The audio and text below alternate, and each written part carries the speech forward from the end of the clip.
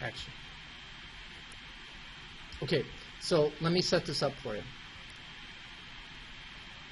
He was a bad dude. So these cowboys in this town called Big Whiskey, they cut up this prostitute really bad. So the prostitutes hired these guys, Clint Eastwood and a couple of his friends, to shoot those cowboys and kill them for what they did to that prostitute, right? So they're trying to kill them now. So watch. Are you watching? Unless we go down there. I got no What rocks? volume. Why don't you shoot? What's going on, man?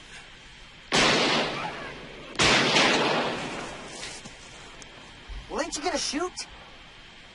No, just fuck.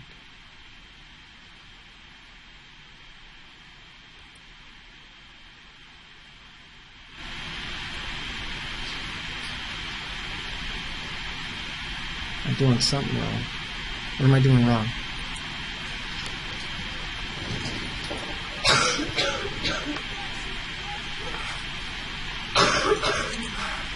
What am I doing wrong?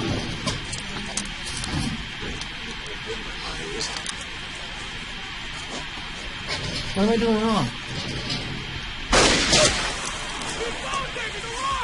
I got volume on. Yeah. Jacked up. Got that volume. That should be working. No worries. How many more shots do I have? God damn it. How many more shots do I have? Can you hear this?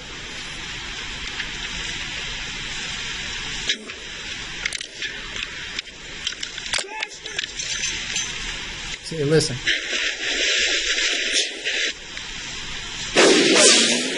Go, Davey! Did you get him?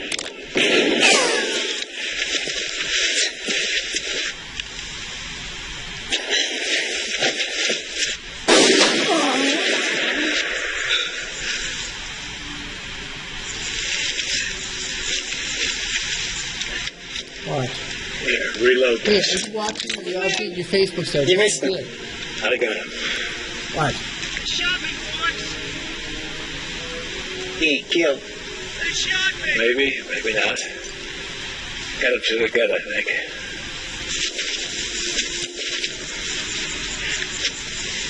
You think he's gonna die? You think we killed him? They shot me once. Yeah. We killed him. I guess. I'm dying, boys. Oh, you shouldn't have cut up no woman, you asshole!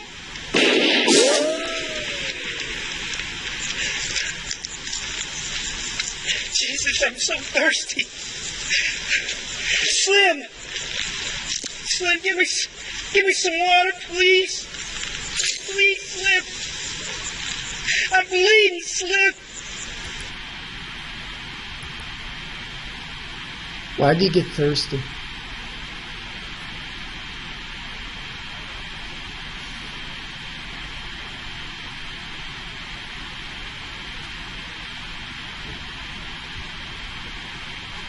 Why do you get thirsty?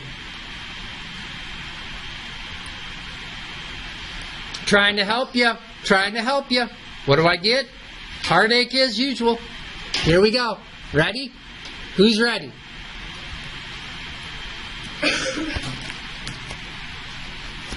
Watch it. What part of your brain controls hunger, temperature, thirst? There you go. There are 4 pressures that affect capillary fluid volume.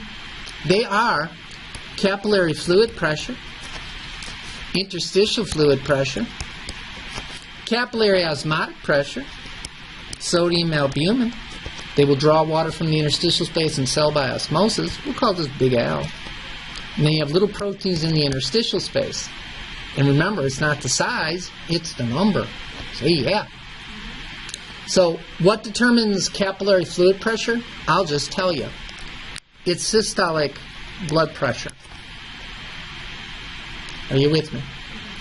Because he got shot and he's bleeding his own blood, what is going to happen to dude's blood volume? What's going to happen to venous return? What's going to happen to the stretch? What's going to happen to the force of contraction? And what's going to happen to the amount of blood that's ejected per beat and the pressure with which that blood is ejected? Good, just say go down. And when your blood pressure goes down, that drops capillary fluid pressure. And when capillary fluid pressure is lower than interstitial fluid pressure, fluid from the capillary and from the cell will get pushed into the capillary in an attempt to maintain blood volume. This, as a result, watch it, osmolarity is stuff over water. And by removing the water, you will increase the osmolarity. And anytime you increase osmolarity within the hypothalamus, it triggers osmoreceptors that will trigger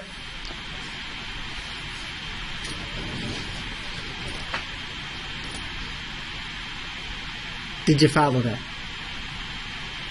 Say yeah. Watch. Are you ready?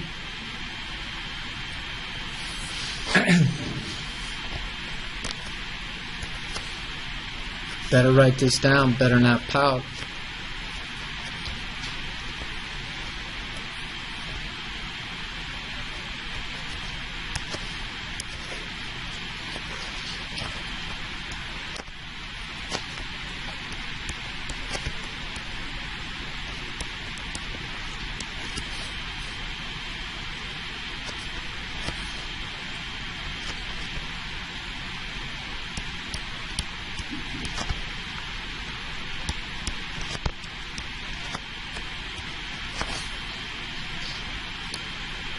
The hypothalamus and the pituitary gland, gland master P, are connected. The hypothalamus, nervous tissue, the pituitary gland, glandular tissue. Are you with me?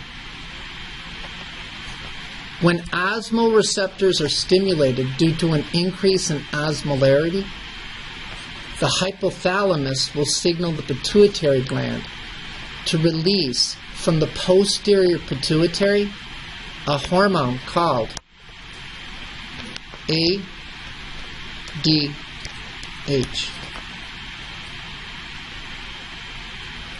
What does ADH stand for? Antidiuretic hormone.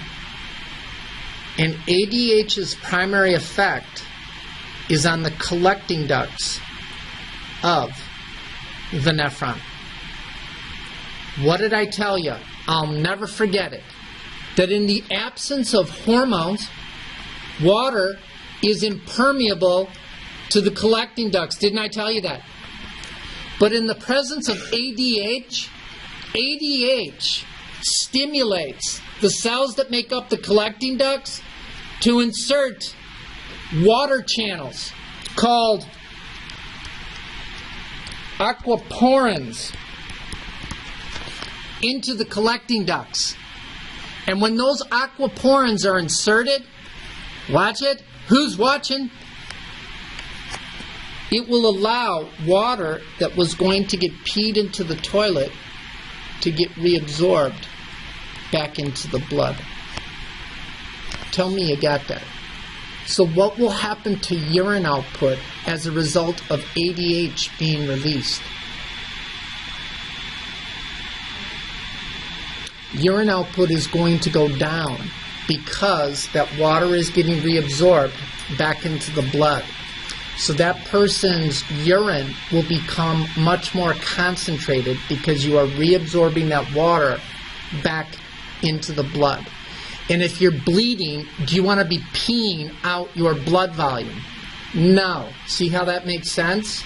So as the person's blood volume begins to drop even more and more ADH is going to be released. And remember what I told you, I'll never forget it. What happens to the osmolarity as you move deeper and deeper into the medulla of the kidney? It goes up. So as more ADH is being released, the aquaporins get inserted farther down the collecting tubules, so more and more water gets reabsorbed. And with maximal ADH secretion, like you're on your way out, yeah? urine output drops to 0. See ya. So, now watch. Both ADH and aldosterone exert their effect by getting water reabsorbed back into the blood, right? But the stimulus for their release are different. The stimulus for the release of ADH is what? What? What's the stimulus for release? An increase in osmolarity. You got me? What's the stimulus for the release of, or the start of the renin-angiotensin-aldosterone?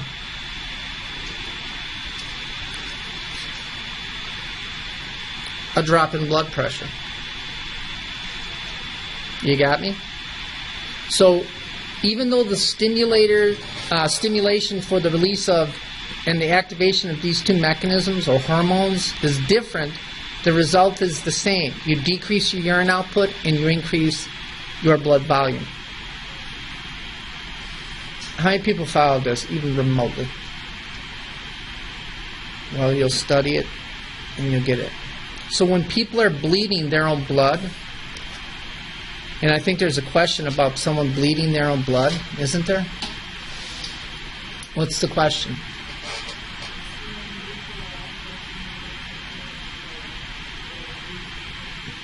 And what you're going to explain to me is the renin-angiotensin-aldosterone mechanism and the activation of ADH. Both of those are active during that time. Now, I wonder if I can show you something.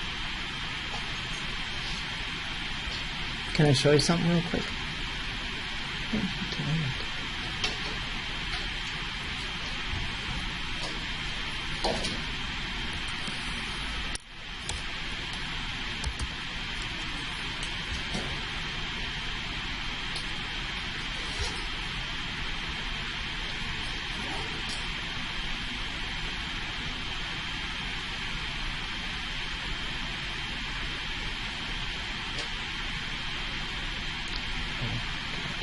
Gotta get a flu shot.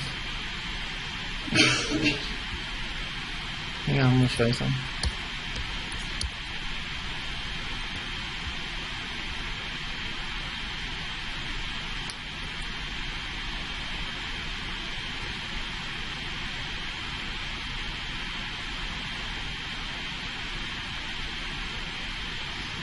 Can I show you this just real quick? No, hang on.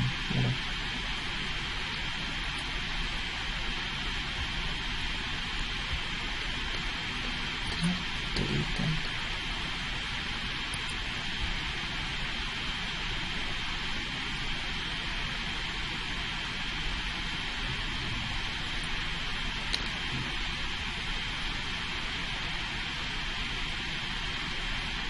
I can't find it. It doesn't matter.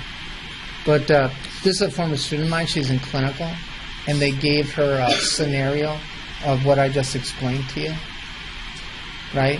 And then you had to explain why their urine output was low, why their heart rate was high, all that stuff, right? But I know what you're thinking. I'll worry about that when we get into clinical. See ya. Renin-angiotensin aldosterone mechanism. Bam. Here we go. Here we go. Who's ready?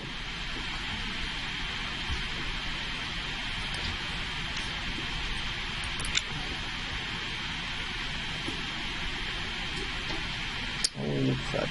Hang on. Oh, you'll be right back.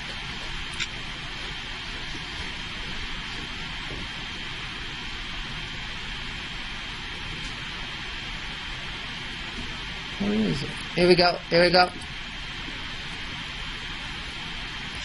Your heart is a pump. It It's a is. Okay, hang on. Okay. I'm going to explain to you now A&P. Are you with me, guys? Yeah or no?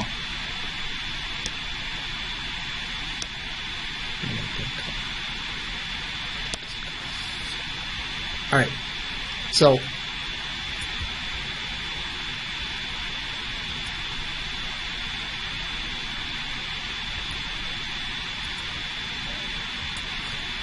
what's the term to describe the amount of venous blood that goes back to the right side of the heart? Well, there's another name for it.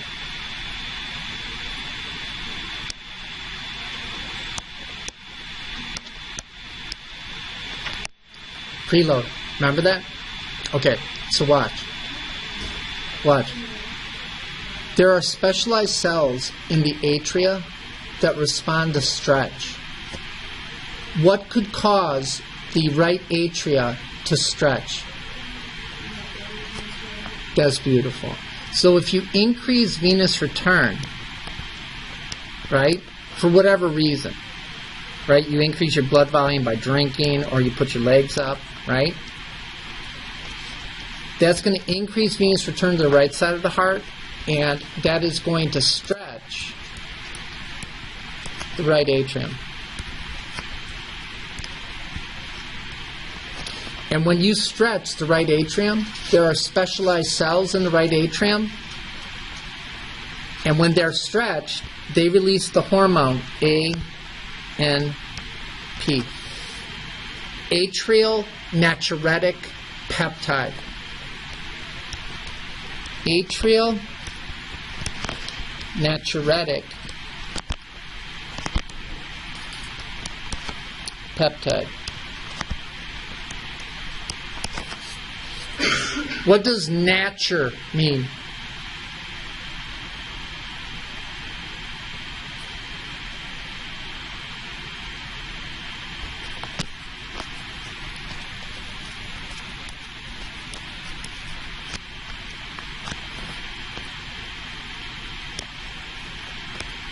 What does nature mean? That's where you get the Na from for sodium. You got me? Atrial natriuretic peptide exerts its effect. You're not going to believe this. Who's believing it? It exerts its effect on the distal convoluted tubules. Who's with me?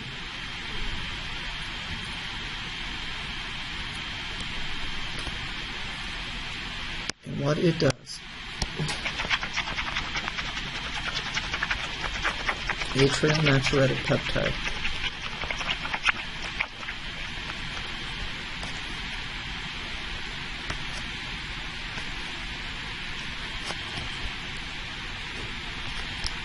A and P.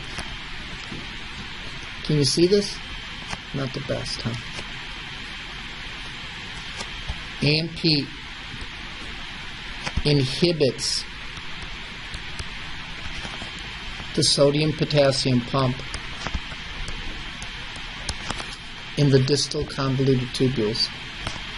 So if the sodium-potassium pump is inhibited by A&P, what will not get pumped into the blood? What won't get pumped back into the blood? I'll just tell you. Sodium. And if sodium's not pumped into the blood because AMP inhibits the sodium-potassium pump in the distal convoluted tubules, water will not follow into the blood, so the amount of sodium and water that you pee into the toilet will increase. And when that increases, what happens to your blood volume? It goes down. Venous return goes down. Stretch goes down. And stroke volume and systolic blood pressure go down. So AMP reduces your blood pressure by inhibiting the sodium-potassium pump in the distal convoluted tubules. So aldosterone and AMP are opposite. Aldosterone raises your blood pressure by stimulating the sodium-potassium pump. AMP inhibits the sodium-potassium pump to lower it. Say yeah. Ready? Okay.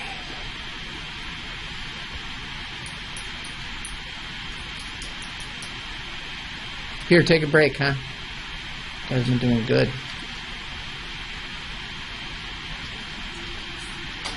What? Oh, how's it going to do? Well, I hope that worked.